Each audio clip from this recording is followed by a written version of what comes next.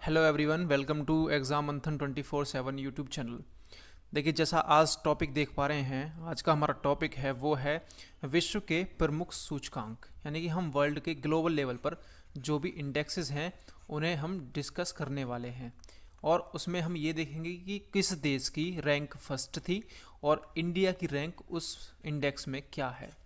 तो आज की हमारी वीडियो इसी के ऊपर होगी और आप वीडियो पूरी देखें जो आपके किसी भी एग्जाम्स के लिए यूज़फुल होगी। तो चलिए शुरू करते हैं। पहला क्वेश्चन देखिए, पहला क्वेश्चन जो है वो है ग्लोबल इनोवेशन इंडेक्स में भारत ने कौन सा स्थान हासिल किया। तो ग्लोबल इनोवेशन इंडेक्स जो है उसमें भारत ने जो स्थान हासिल किया है अपना, उसका सही आंसर है 48। इसका ऑप्शन ए सही होगा, 48 इज़ द राइट आंसर। और यदि आपसे पूछे कि पहला स्थान किस देश को मिला है, तो पहले स्थान का सही आंसर होगा वो है स्विट्जरलैंड। स्विट्जरलैंड एक यूरोपियन कंट्री है।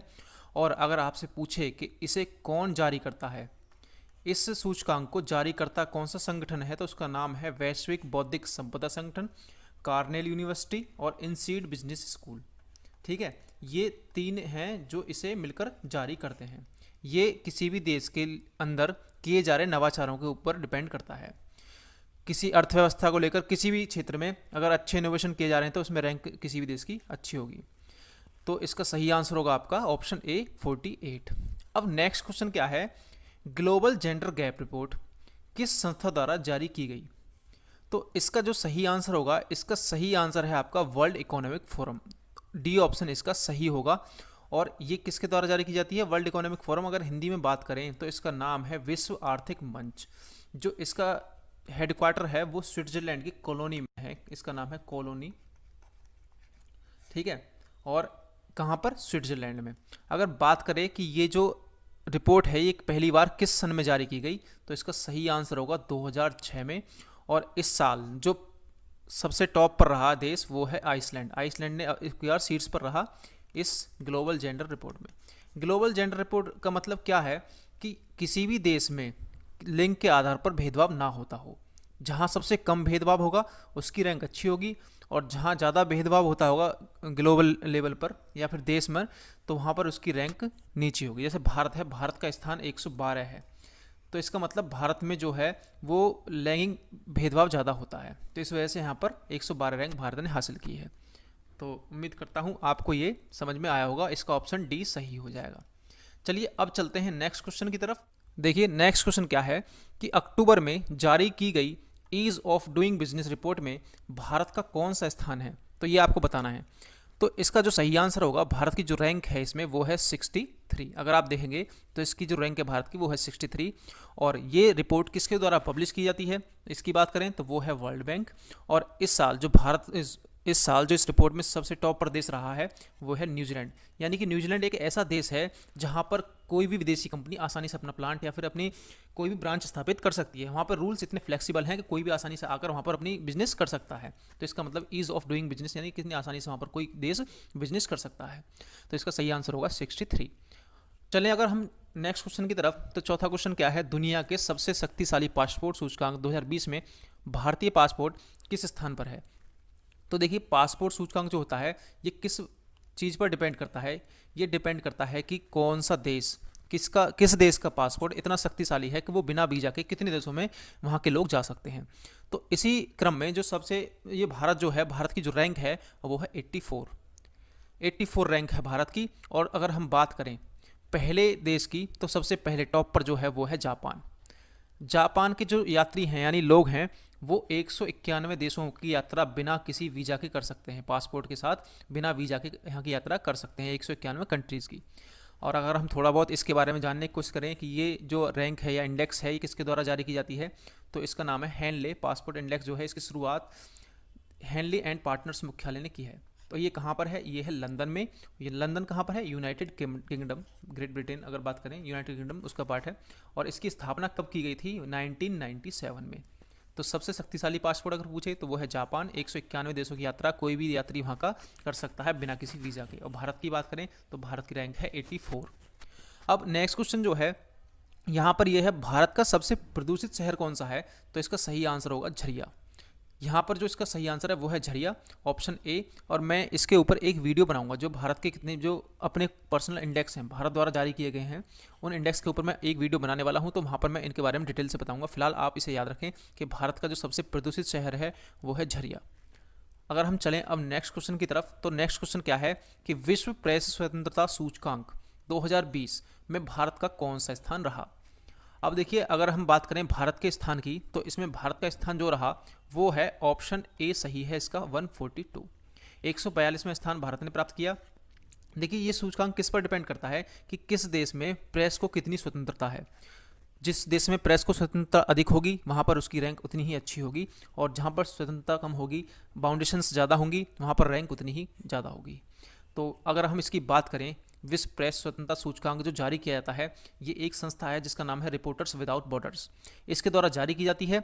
और यहाँ पर 180 देशों को साथ में लेकर इनके ऊपर एक रिपोर्ट बनाई जाती है।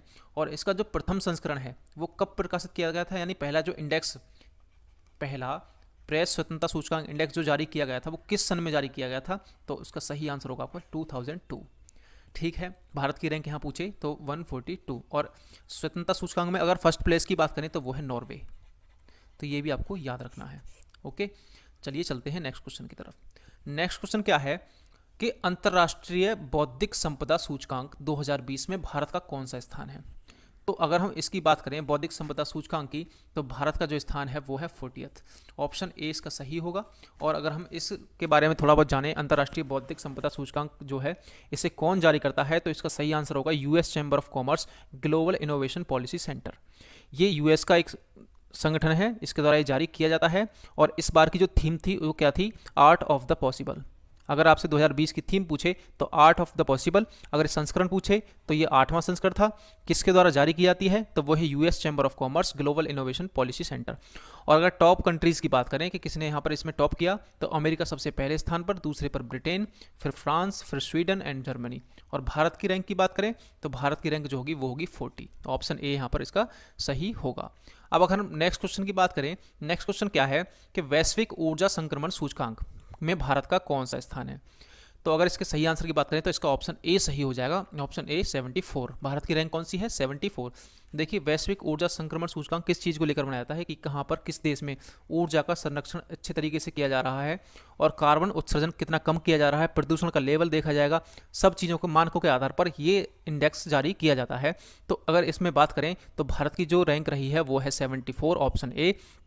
और अगर हम बात करें इसे इश्यू करने वाली यानी पब्लिश करने वाली जो रिपोर्ट जो पब्लिश करती है संस्था, उसका नाम है विश्व आर्थिक मंच वर्ल्ड इकोनॉमिक फोरम, जो अभी हमने पीछे आपको बताया था, जिसका हेडक्वार्टर स्विट्जरलैंड में है।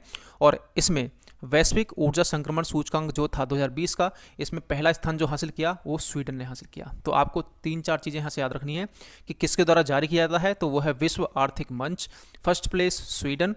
और भारत की बात करें तो भारत 74th रैंक पर था। ठीक है, तो इसका आपका जो सही आंसर होगा वो होगा ऑप्शन ए। अब नेक्स्ट क्वेश्चन की तरफ चलते हैं कि पर्यावरण निष्पादन सूचकांक 2020 में भारत का कौन सा स्थान है। जैसा कि आपको नाम से पता चल रहा है पर्यावरण निष्पादन सूचकांक, तो ये पर्यावरण से रिलेटेड है। और इसमें किन किन मानकों को आधार माना जाता है, देखिए प्रदूषण का लेवल भी देखा जाएगा, कहाँ प्रदूषण कम है और किस तरह से वहाँ जैव विविधताओं का संरक्षण किया जाता है, सब चीज़ों को देखा जाता है। उसी के आधार पर रैंक जो निर्धारित की जाती है, तो उसी क्रम में भारत की जो रैंक है इसमें वो रैंक है 168, ऑप्शन ए इसका सही है। और अगर हम बात करें इसे जारी करने वाली संस्था का नाम, तो वही अभी जो हम पीछे डिस्कस किए थे विश्व आर्थिक मंच, हमने जो पीछे डिस्कस की थी वर्ल्ड इकोनॉमिक फोरम, इसे जारी करती है। किसके सहयोग से, येल और कोलंबिया विश्वविद्यालय द्वारा, Yale University and Columbian University, इनके द्वारा जारी की जाती है। और ये कैसी रिपोर्ट है, ये द्विवार्षिक रिपोर्ट है, यानी कि ये हर 2 साल पर पब्लिश की जाती है, हर प्रत्येक वर्ष नहीं, प्रत्येक 2 साल पर। अगर जैसे अब की बार 2020 में जारी की गई है, तो पहले इससे कब, 2018 में। और अगर फर्स्ट प्लेस की बात करें तो फर्स्ट प्लेस किस देश का है, तो वो है डेनमार्क। डेनमार्क ने इस रैंक में, इस इंडेक्स में टॉप प्लेस हासिल किया है। तो अगर भारत की बात करें तो 168 रैंक होगी। तो उम्मीद करता हूँ ये क्वेश्चन भी आपको समझ में आया होगा। चलिए अब चलते हैं नेक्स्ट क्वेश्चन की तरफ। नेक्स्ट क्वेश्चन क्या है कि सतत विकास लक्ष्य सूचकांक 2020 में भारत का कौन सा स्थान रहा। तो अगर हम इसकी बात करें कि इसमें भारत का कौन सा स्थान रहा, तो भारत का स्थान रहा 117, ऑप्शन ए आपका सही हो जाएगा। देखिए सतत विकास क्या होता है, सतत विकास से संबंधित ये है, अगर हम आज के टाइम में हमारे पास जो भी रिसोर्सेज हैं हम उन्हें इस तरह से यूज करें कि हमारे आगे आने वाली पीढ़ी भी उन्हें यूज कर सके, अत्यधिक या अंधाधुंध हम उनका दोहन ना करें। सतत विकास हम इसे ही कहते हैं। तो इसी को मद्देनजर रखते हुए जो रैंक जारी की जाती है उसी को हम बोलते हैं सतत विकास लक्ष्य सूचकांक। 2020 में भारत की जो रैंक थी वो 117 थी। और अगर हम इसके बारे में थोड़ा सा और जानें तो यहाँ पर आप देख पा रहे होंगे जारीकर्ता जो संगठन है, इसे जो जारी करता है इसका नाम है सतत विकास समाधान नेटवर्क, SDSN अगर इंग्लिश में इसकी फुल फॉर्म की बात की जाए, और बर्ल्समैन स्टिफ्टंग, ठीक है, बर्ल्समैन स्टिफ्टंग। और अगर पहले स्थान की बात की जाए तो इसका नाम है स्वीडन। स्वीडन ने इसमें पहला स्थान हासिल किया है सतत विकास के क्रम में, और भारत का जो स्थान है वो है 117। ठीक है, ये आपको याद रखना है। अब बात करें क्वेश्चन नंबर 11 की। क्वेश्चन नंबर 11 क्या है, विश्व प्रतिस्पर्धा सूचकांक 2020, इसमें भारत को कौन सा स्थान हासिल हुआ।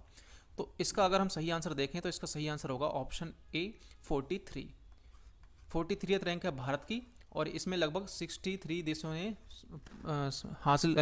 पार्टिसिपेट किया था, और भारत की जो रैंक थी 43, और इसमें जो शीर्ष स्थान हासिल हुआ है वो हुआ है सिंगापुर को इस शीर्ष स्थान हासिल हुआ है, और भारत की जो रैंक है वो है 43। आपको ये चीज़ याद रखनी है। देखिए अब नेक्स्ट क्वेश्चन क्या है, नेक्स्ट क्वेश्चन है कि वैश्विक सामाजिक गतिशीलता सूचकांक 2020 में भारत का कौन सा स्थान है।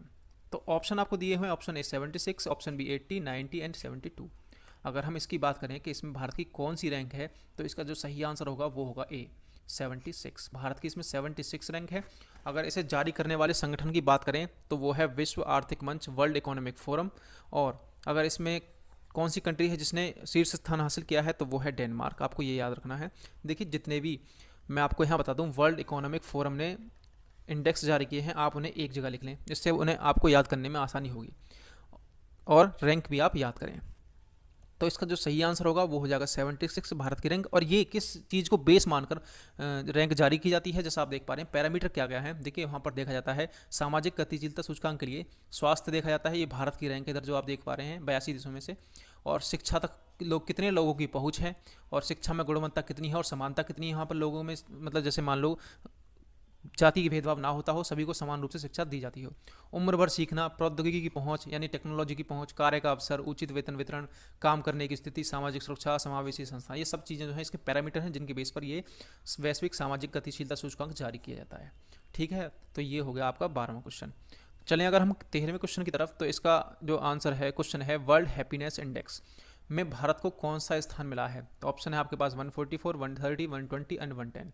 तो आपको जो इसका सही आंसर देना है उसका सही आंसर ऑप्शन होगा ए 144। भारत की जो रैंक है, देखिए ये जो इंडेक्स है किस बेस पर जारी किया जाता है कि कहाँ किस देश के लोग कितने खुशहाल हैं, अपनी वहाँ पर मिल रही सुविधाओं से कितने खुश हैं। तो भारत से ऊपर पाकिस्तान भी है इस क्रम में, पाकिस्तान का 88वां स्थान है। और इसे जारी करने वाले संगठन की बात करें तो संयुक्त राष्ट्र यानी UN, यूनाइटेड नेशंस। और फर्स्ट प्लेस की बात करें तो वो है फिनलैंड, यहाँ के लोग सर्वाधिक खुश हैं। और भारत की जो है वो रैंक कितनी है 144। तो आपको ये भी याद रखना है। अब अगर हम बात करें नेक्स्ट क्वेश्चन की, नेक्स्ट क्वेश्चन क्या है हमारा, वैश्विक भुखमरी सूचकांक 2020, ग्लोबल हंगर इंडेक्स 2020 में भारत का कौन सा स्थान है। तो इसका सही आंसर जो होगा आपका वो ऑप्शन ए सही हो जाएगा, ऑप्शन ए 94। भारत का 194वां स्थान है और 107 देशों में से। और अगर बात करें तो भारत किस स्टेज में है, तो यहाँ भारत की बात करें तो वो खतरनाक स्टेज में है भुखमरी के लिए।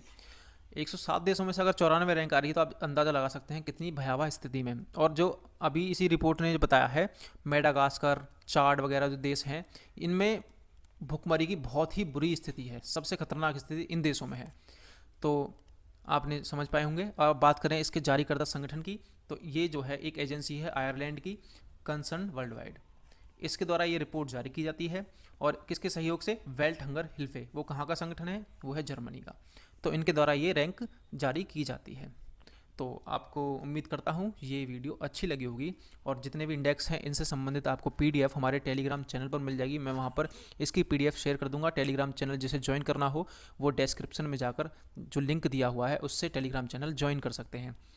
तो आपसे मिलते हैं अगली करंट अफेयर की किसी टॉपिक वाली वीडियो में। तो चलिए तब तक लिए थैंक यू एंड बाय।